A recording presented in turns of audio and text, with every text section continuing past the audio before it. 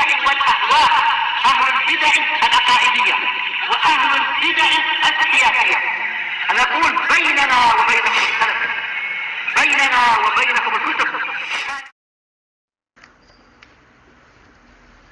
Bismillahirrahmanirrahim. Alhamdulillahilladzi arsala rasulahu bil huda wa dinil haq liyudhhirahu 'alad dini kullihi wa kafaa billahi shahida. Wa asyhadu an la ilaha illallah wahdahu la syarikalah iqraran bihi wa tauhida. Wa asyhadu anna Muhammadan 'abduhu wa rasuluh sallallahu alaihi wa ala alihi wa sallama tasliman mazida la nabiyya ba'dah. Ikhwani fid din, a'azzani wa azzakumullah.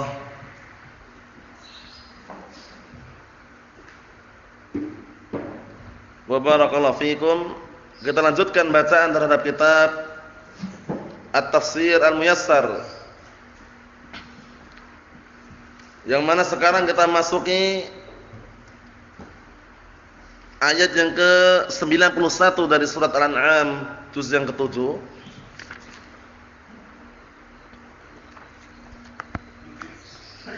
Yang menjelaskan tentang keadaan orang-orang musyrikun. Mereka mengagungkan Allah Ta'ala tapi tidak dengan sebenarnya, hanya dengan pengagungan yang sifatnya dusta. Dan bahkan mereka mengatakan tidak ada seorang pun dari kalangan manusia yang diberi wahyu oleh Allah Subhanahu wa taala. Padahal ini kedustaan. Wahyu diturunkan kepada para nabi dan rasul. Kata mereka enggak ada seorang pun yang menerima wahyu dari Allah Subhanahu wa taala katanya. Nah, kenapa ini kok didustakan? Karena pengennya mereka nanti yang diinginkan di sini diantaranya adalah orang-orang apa? Orang-orang Yahud atau yang semisalnya, yang mereka mengingkari pengennya wahyu itu turunnya hanya kepada Bani Israel. Adapun kepada Nabi Muhammad atau yang semisalnya mereka enggak mau. Allahul musta'an. Kita lihat. Qala Allah Ta'ala berfirman, "Wa ma qadarullaha haqqa qadrihi, id qalu ma anzalallahu 'ala basharin min syai', qul man anzalal kitaba alladhi jaa'a bihi Musa nuran wa hudan lin-nas, taj'alunahu qaratisa tubdunaha wa tukhfuna katsira, wa 'allamtum ma lam ta'lamu antum wala aba'ukum, qulillah thumma dharhum fi khawdihim yal'abun." Artinya mereka orang-orang musyrikun, wa ma qadaru itu wa ma 'azzamu. Mereka orang-orang musyrikun tidaklah mengagungkan Allah Subhanahu wa taala dengan sebenar-benar pengagungan.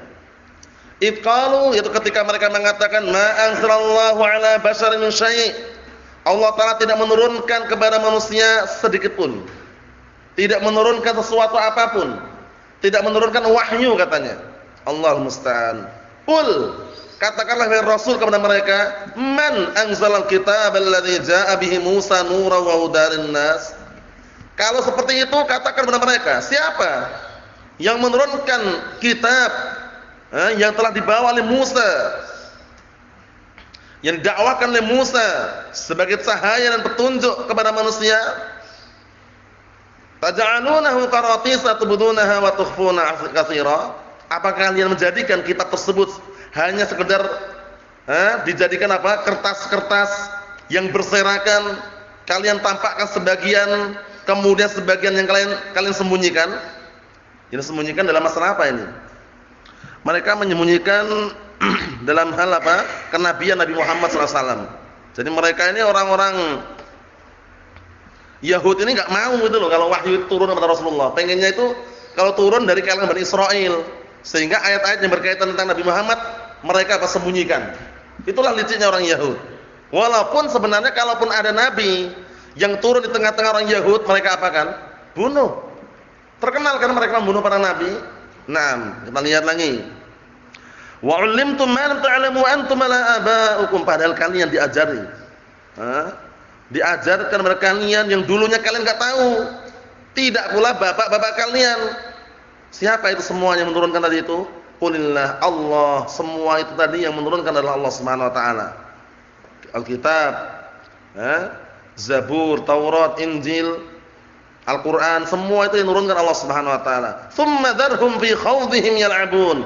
Kemudian tinggalkan mereka, biarkan mereka bermain-main dengan ucapan-ucapan yang batil yang ada pada mereka. Allah musta'an. Kita lihat tafsirannya. Qala al-mufassirun asbahumullah wa ma 'azzama haula'il musyrikun Allah haqqa ta'zimih ini. Jadi kalau antum lihat artikel tulisan biasanya dengan lafaz seperti ini wa ma qadarullaha haqqa qadrih, artinya wa ma 'azzamuha haqqa ta'zimih. Wa ma 'azzamullaha haqqa ta'zimih. Dan mereka orang musyrikun, mereka tidak mengagungkan Allah taala dengan sebenar-benar pengagungan. Paham ya? Bukan artinya menakdirkan itu bukan ya, tapi mengagungkan. Jadi mereka orang musyrikun tidak mengagungkan Allah taala dengan sebenar-benar pengagungan. Kenapa? Id ankaru an yakuna Allah taala qad anzala ala ahadin min al-bashar syai'an min wahyih. Dikarenakan ini ta'liliyah namanya. Di sini namanya apa? Ta'liliyah. Yang menunjukkan sebab. Sebabnya kenapa? Kenapa? Karena apa? Karena mereka mengingkari bahwasanya Allah taala menurunkan wahyu kepada salah satu dari kalangan manusia. Mereka ingkari itu. Qul lahum ayyuhar rasul, katakan kepada mereka ya Rasul, it kana al-amru kama taz'amun, kalau seandainya perkaranya sebagaimana yang kalian sangka, sebagaimana yang kalian duga, Allah taala enggak nurunkan wahyu sedikit pun. Famanil ladzi anzala kitaba alladzi ja'a bihi Musa ila qaumihi nuran lin-nas wa hidayatan lahum. Kemudian sekarang siapa coba? Siapa zat yang telah menurunkan kitab kepada Musa? Yang apa yang dibawa oleh Musa pada kaumnya sebagai cahaya untuk manusia dan petunjuk untuk mereka? Siapa coba? Kalau bukan Allah Subhanahu wa taala. Summa tawajjaha al-khitab ila al-yahud, kemudian pembicaranya dialihkan kepada orang Yahud, dialihkan pembicaraan tersebut kepada Yahud. Zajran lahum, sebagai bentuk hardikan untuk mereka. Biqaulih, dengan ucapannya, taj'aluna hadzal kitaba fi qaratis mutafarriqah. Kalian menjadikan kitab ini, yaitu barakallahu fikum, kitab suci yang Allah turunkan kepada nabi kalian jadikan kertas-kertas yang berserakan. Kertas-kertas berserakan enggak ada gunanya, mereka enggak mengumpulkannya. Tudhiruna ba'daha wa taktumuna katsiran minha. Kalian menampakkan sebagian kitab dan menyembunyikan kebanyakan dari kitab tersebut, isi kitab tersebut. Wa mimma katamuhu, ini penting ini. Wa mimma katamuhu al-ikhbar an sifati Muhammadin sallallahu alaihi wasallam wa nubuwwatih. Ini penting ini, titik temunya di sini. Kenapa mereka menyembunyikan sebagiannya, kenapa? Yang mereka sembunyikan yang bagian masalah apa? Disebutkan sini, mereka menyembunyikan kabar-kabar tentang sifat Nabi Muhammad SAW dan kenabiannya. Bayangkan, ya kan? Nah, jadi mereka nggak pengen gitu loh. Kalau malaikat Jibril itu ngasih wahyu kepada Rasulullah SAW, sampai-sampai mereka menjuluki Jibril alaihissalam dengan apa? Khain risalah, pengkhianat risalah. Kenapa? Karena seharusnya wahyu diturunkan kepada Nabi dari kalangan Bani Israel. Nyasar kepada Rasulullah kata mereka. Allahul musta'an. Jadi enggak ada bedanya dengan orang Syiah Rafidhah. Syiah Rafidhah juga punya keyakinan Jibril nyasar menyampaikan wahyu. Ini Syiah Rafidhah yang ekstrim ya, Sabaiyah, kelompok Sabaiyah pengikutnya Abdullah bin Saba al-Yahud yang mengangkat derajatnya Ali setingkat Allah. Nah, barakallahu fikum, yang semisal mereka mengatakan, "Lah kenapa nyasar? Seharusnya wahyu itu diturunkan bukan kepada Nabi Muhammad tapi kepada Ali," katanya. Allahul musta'an. Inilah silsilah apa? Pemikiran sesat tadi itu dari Syiah Rafidhah, itu juga ujung-ujungnya orang Yahud. Abdullah bin Saba al-Yahudi kan? Nah, barakallahu fikum, seperti itu. Ikhwani fid din, azza wa jazakumullah, kita lihat lagi di sini. Jadi yang mereka sembunyikan masalah apa? Masalah pengkabaran tentang sifat Nabi Muhammad SAW dan kenabiannya. Itu yang mereka sembunyikan. Naam. Wa 'allamakumullah ma'syaral Arab bil Qur'an alladzi anzalahu 'alaikum. Dan Allah telah mengajarkan kepada kalian wahai segenap orang Arab dengan Al-Qur'an yang telah diturunkan kepada kalian. Masya Allah. Fihi khabaru man qablakum wa man ba'dakum. Di dalam Al-Qur'an, perhatikan itu ya. Penafsirannya, di dalam Al-Qur'an terkandung pengkabaran tentang orang-orang sebelum kalian dan orang setelah kalian. Ya enggak? Pengkabaran tentang nabi-nabi terdahulu ada, tentang setelah kita pun juga ada. Paham ya? Kemudian pengkabaran tentang Ya'juj Ma'juj akhir zaman juga ada. Nah, tentang hari kiamat juga banyak. Al-Qur'anul Karim. Nah, barakallahu fiikum. Kita lihat di sini. Wa ma yakunu ba'da mautikum, dan juga pengkabaran tentang apa yang akan terjadi setelah mati kalian. Ada enggak? Ada. Di antara ayat yang mereka dustakan tentang hari kebangkitan. Hari kebangkitan mereka dustakan. Kata mereka orang mati ya udah itu. Udah mati dikubur, dipendam, jadi tanah udah dibangkitkan lagi kata mereka. Disebutkan dalam Al-Qur'anul Karim ayat yang terulang-ulang. Nah, siapa yang mengingkari hari kebangkitan? Orang-orang kafir. Za'amal ladzina kafaru allan yub'atsu. Ya kan? Ayat yang terulang-ulang. Za'amal ladzina kafaru allan yub'atsu. Qul bala wa rabbi la tub'atsunna tsumma la tunabba'unna bima 'amiltum wa dzalika 'ala Allahi yasir. Mereka orang-orang kafir beranggapan bahwasanya mereka enggak akan dibangkitkan lagi. Ini mengingkari hari kebangkitan. Allahu musta'an. Menurut mereka orang mati kalau udah mati ya udah jadi tanah, enggak dibangkitkan lagi. Padahal itu enggak benar. Atau walaupun orang mati dibakar pun abunya ditaburkan ke lautan. Wa ma dzalika 'ala Allahi bi'aziz. Bagi Allah Taala itu enggak susah. Inna dzalika 'ala Allahi yasir. Bagi Allah Taala mudah. Ngumpulkan jadi satu dihidupkan kembali itu mudah. Walaupun dibakar tinggal abunya ditaburkan ke lautan. Kata mereka biar kehilangan jejak, katanya enggak bisa. Enggak bisa. Allah Subhanahu wa taala tidak semudah yang mereka bayangkan. Allah Subhanahu wa taala Maha mampu membikin sesuatu yang enggak ada dan mampu, apalagi cuma mengulangi. Ya enggak? Kama bada'na awwala khalqin nu'idu, kata Allah taala. Wa'dan 'alaina inna kunna fa'ilin. Sebagaimana awal permulaan kami ciptakan kalian, nanti kami akan ulangi lagi. Paham ya? Makanya ada tulang yang tidak hancur. Dari anggota tubuh manusia ini ada tulang yang tidak hancur, itu tulang ekor. Apa kata Nabi kita Muhammad alaihi salatu wasallam? Kullu bani Adam ya'kuluhu at-turab illa ajzabat dzanab. Minhu khuliq wa fihi yurakkab. Artinya apa? Semua bani Adam akan dimakan tanah kecuali tulang ekor. Dari tulang ekor itu nanti akan disusun kembali dan akan diciptakan kembali. Paham ya? Nah, barakallahu fikum. Nah, itulah kisah tentang apa? Kebangkitan setelah kematian. Orang-orang kafir yang mereka mengingkari. Akhirnya dibantahkan, qul bala wa rabbi la tub'atsunna tsumma la tunabba'unna bima 'amiltum wa dzalika 'ala Allahi yasir. Katakanlah wahai Muhammad kepada mereka, sungguh kalian semuanya demi Rabbku akan dibangkitkan dan akan dikabarkan dengan perbuatan yang dulu kalian kerjakan. Bagi Allah Taala mudah. Semuanya mudah bagi Allah Taala. Kalau orang-orang India atau yang semisal mereka yang punya keyakinan kalau mati dibakar kemudian abunya ditaburkan di mana atau dibuang, itu nah barakallahu fikum tidak benar juga. Kalau keinginan mereka menghilangkan jejak tidak bisa, karena ada kisahnya dalam hadis yang sahih. Kisah orang yang sangat takut kalau dibangkitkan lagi itu loh. Kemudian setelah itu apa? Meminta agar apa? Agar nanti kalau mati jenazahnya apa? Dibakar. Setelah itu suruh naburkan ke lautan. Paham ya? Allah Taala ternyata apa? Kaguan, istilahnya apa? Merasa heran dengan apa? Dengan sebab orang ini kenapa melakukannya. Ternyata setelah ditanya sebabnya karena takut. Dengan apa? Dengan kebangkitan tersebut. Paham ya? Bahwasanya tetap akan dibangkitkan itu ya. Nah, barakallahu fikum. Dan Allah Subhanahu wa taala zat yang maha adil dalam hal tersebut. Nah, kita lihat sini. Wa ma yakunu ba'da mautikum ma lam ta'lamuhu antum wa la aba'ukum. Dan semua kabar tentang apa yang akan terjadi setelah kematian kalian yang kalian tidak mengetahuinya, tidak pula bapak-bapak kalian. Bayangkan, mbah-mbah kalian, bapak-bapak kalian enggak tahu. Qul, katakanlah, Allah huwallazi anzalahu. Dialah Allah yang menurunkannya, Al-Qur'an. Tsumma da'ha ulai fi hadithimul batil yakhuduna wa yal'abun. Kemudian tinggalkan mereka berada di dalam ucapan-ucapan yang batil. Mereka apa? Mereka bermain-main di situ. Biarkan. Karena sudah dapat hujjah, tegak hujjah di hadapan mereka.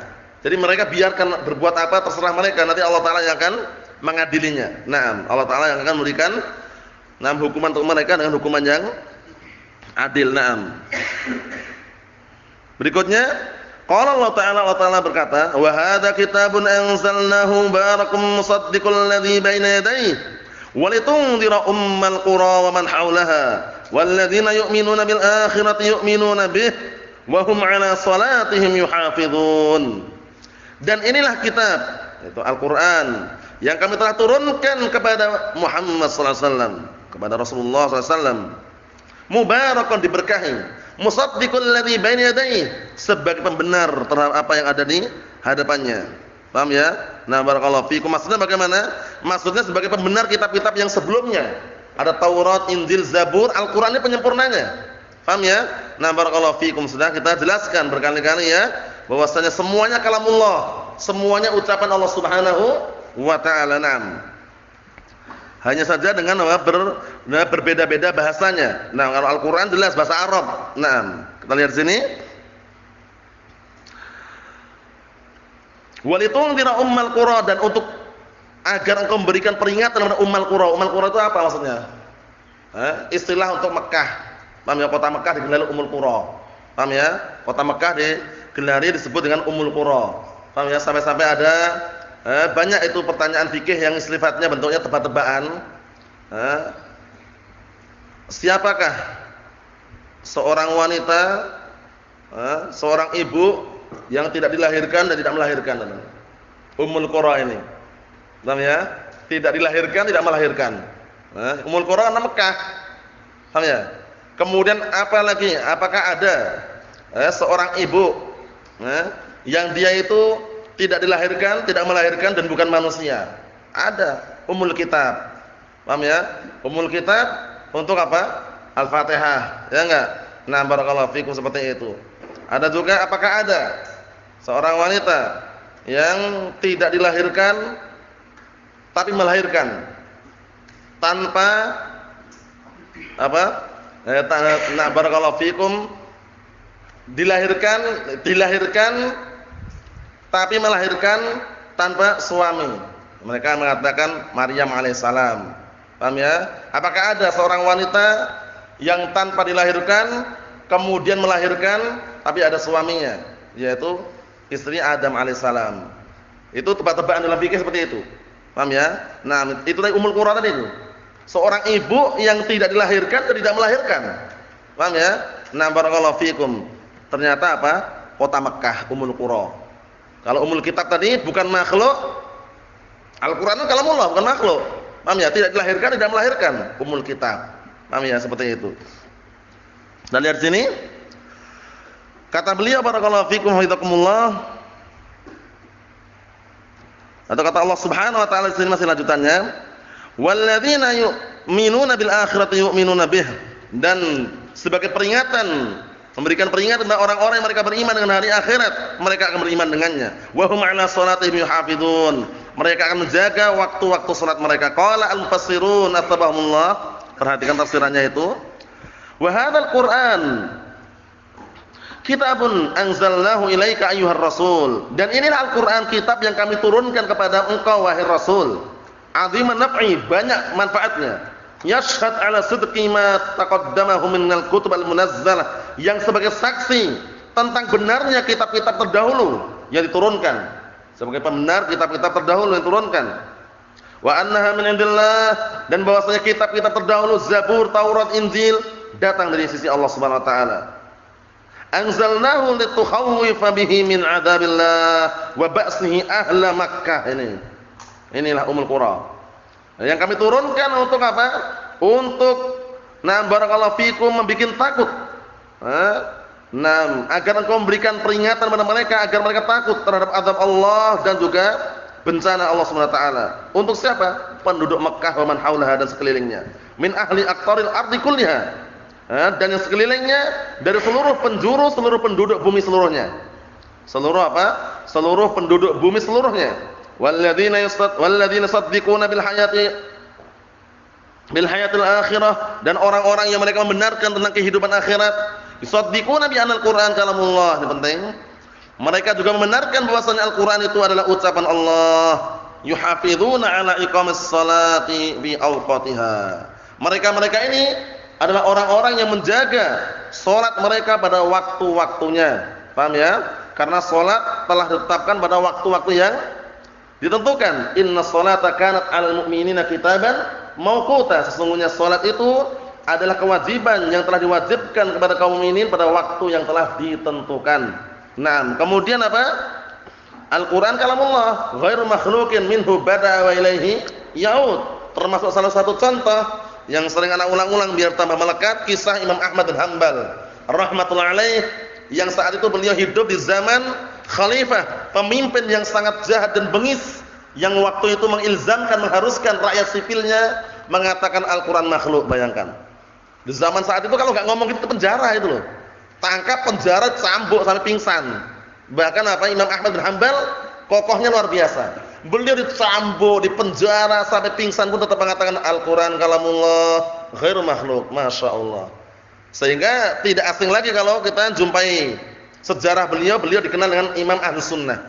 Imam Ahli Sunnah wal Jamaah. Sampai-sampai ada ungkapan dari kalangan sebagian ulama, apa itu? Nasrallahu hadzal din bi imamain. Allah Ta'ala menolong agama ini dengan dua imam. Imam Ahmad fil mihnah wa Imam Abu Bakar fil riddah. Paham ya? Nasrallahu hadzal din bi imamain. Allah Ta'ala menolong agama ini dengan sebab dua imam di antaranya. Pertama, Imam Ahmad bin Hanbal fil mihnah. Jadi Imam Ahmad bin Hanbal ketika masa-masa mihnah itu fitnah bi khalqil Quran. Semua rakyat sipil diilzamkan Al-Qur'an makhluk bukan? Kalau dia mengatakan makhluk, selamat. Kalau dia mengatakan bukan, ambil penjara, cambuk. Ngeri keadaannya waktu itu ya. Nah, barakallahu fiikum. Imam Ahmad kokoh. Beliau diuji di situ karena ribuan kaum muslimin menanti menunggu bagaimana ini mauqif Imam Ahmad ini. Ternyata beliau Masya Allah sampai beliau cambuk di penjara, pingsan pun tetap mengatakan Al-Qur'an kalamullah ghairu makhluk. Sampai datang khalifah berikutnya, walhamdulillah khalifahnya baik dan bagus, beliau dibebaskan.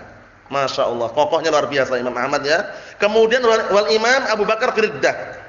Yang kedua, Imam Abu Bakar ketika masa-masa riddah, ketika Rasulullah meninggal dunia, ada beberapa apa dari kalangan barakallahu fikum kaum muslimin yang mereka murtad. Kenapa? Enggak mau bayar zakat.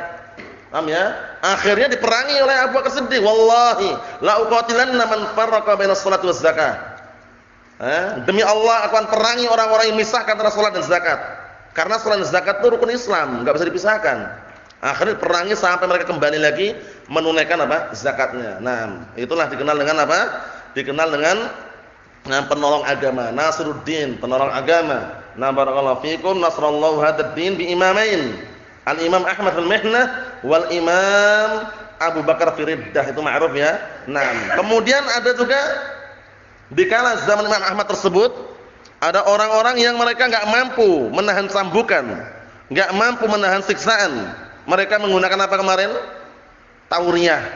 Tauriyah itu ucapan atau ungkapan yang dipahami oleh si pengucap dengan si pendengar lain. Paham belum? Dia enggak bohong. Bentuknya mirip dengan bohong tapi bukan bohong. Paham ya? Karena dia yang dia niatkan lain, yang dipahami oleh si pendengar lain. Apa tauriyahnya? Al-Qur'an makhluk bukan? Mereka mulailah menghitung jari jemari, 4 jari jemari ini. Paham ya? Al-Qur'an, Zabur, Taurat, Injil, hadzal arba'ah makhluqah. Empat-empatnya ini makhluk. Kata Imam Ahlus Sunnah, karena enggak mampu menahan cambukan waktu itu ya. Minta udzur dengan Imam Ahmad, dikasih udzur karena enggak mampu, kan cambukannya ngeri sekali. Sampai pingsan Imam Ahmad, bayangkan itu. Nah, barakallahu fikum. Mereka apa? Akhirnya menggunakan tauriyah. Al-Qur'an, Zabur, Taurat, Injil, hadzal arba'ah makhluqah. Empat-empatnya ini makhluk. Yang diinginkan oleh sepengucap apa? Jari jemari ini. Empatnya makhluk bukan? Makhluk. Tapi yang dipahami oleh sependengar, wah berarti sudah selamat, sudah mengatakan Al-Qur'an makhluk. Namanya tauriyah namanya. Itu boleh di saat-saat tertentu boleh. Nabi Ibrahim alaihissalam ketika memiliki istri Sarah, ya enggak? Saat itu ada raja yang kurang ajar. Rajanya kurang ajar, nakal dia. Suka mengambil perempuan-perempuan yang cantik. Nah, saat itu Ibrahim alaihissalam memiliki istri Sarah, berjalan di suatu perjalanan. Ketemulah raja yang bengis tadi, yang jahat tadi itu. Ingin mengambil Sarah tadi itu. Ditanya, "Man hadhihi ya Ibrahim?" Dengan semakna ini ya. Siapa yang bersamamu ini wahai Ibrahim? "Hadhi ukhti." Padahal istrinya. Ini adalah saudariku. Yang diinginkan Nabi Ibrahim saudariku seiman, benar enggak? benar, tapi yang dipahami orangnya, wah ini udah saudaranya, aman udah. Paham ya? Karena kalau diperistri orang lain, raja ini marah gitu loh. Paham ya? Nah, itu namanya tauriyah, diperbolehkan. Paham ya? Bahkan sebutkan apa dalam hadis itu, di dalam peperangan pun boleh menipu, tapi nipu musuh. Paham ya? Untuk apa? Untuk memukul balik serangan atau yang semisalnya. Nasallahu alaihi wasallam. Alhamdulillah rabbil alamin.